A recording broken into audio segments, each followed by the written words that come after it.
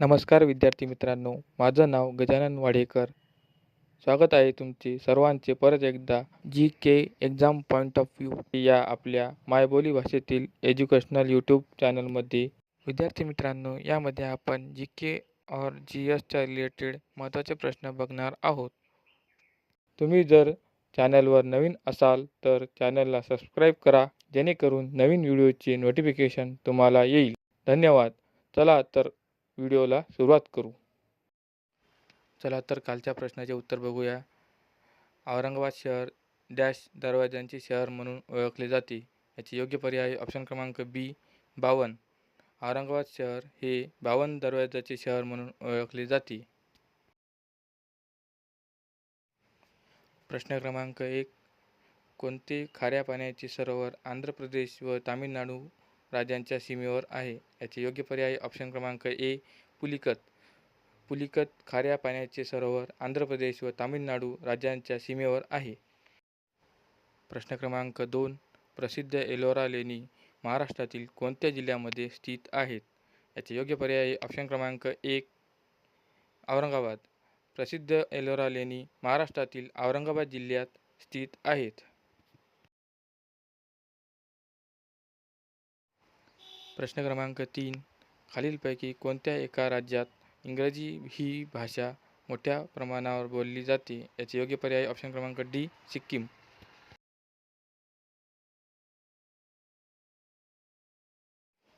प्रश्न क्रमांक 4. पंढरपूरला महाराष्ट्रातील कोणती राजधानी म्हणून ओळखले जाते? याचे योग्य पर्याय ऑप्शन क्रमांक ए आध्यात्मिक. पंढरपूरला महाराष्ट्रातील आध्यात्मिक राजधानी म्हणून ओळखले जाते. प्रश्न क्रमांक 5. पुणे या जिल्ह्यामध्ये खालील कोणता एक घटक स्थित आहे? याचे योग्य पर्याय ऑप्शन क्रमांक बी भाजे लेणी. पुणे या जिल्ह्यामध्ये खालीलपैकी भाजे लेणी हा एक घटक स्थित आहे. प्रश्न क्रमांक 6. रंजले गांजले हा अतिशय प्रसिद्ध अभंग कोणाचा आहे? याचे योग्य पर्याय ऑप्शन क्रमांक बी संत तुकाराम. रंजले गांजले हा अतिशय प्रसिद्ध अभंग संत तुकाराम यांचा आहे.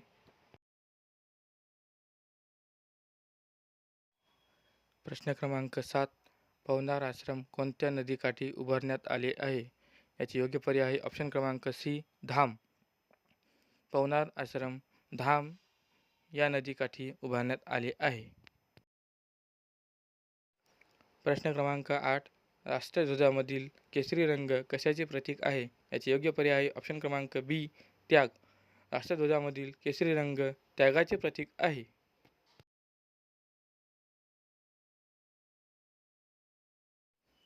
प्रश्न क्रमांक 9.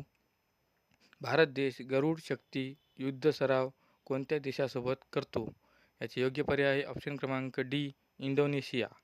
भारत देश गरुड शक्ती युद्ध सराव इंडोनेशिया या देशासोबत करतो. प्रश्न क्रमांक 10. महाराष्ट्र आणि तेलंगणाची सीमा कोणती नदी निश्चित करते? याचे योग्य पर्याय ऑप्शन क्रमांक सी प्राणहिता. महाराष्ट्र आणि तेलंगणाची सीमा प्राणहिता नदी निश्चित करते.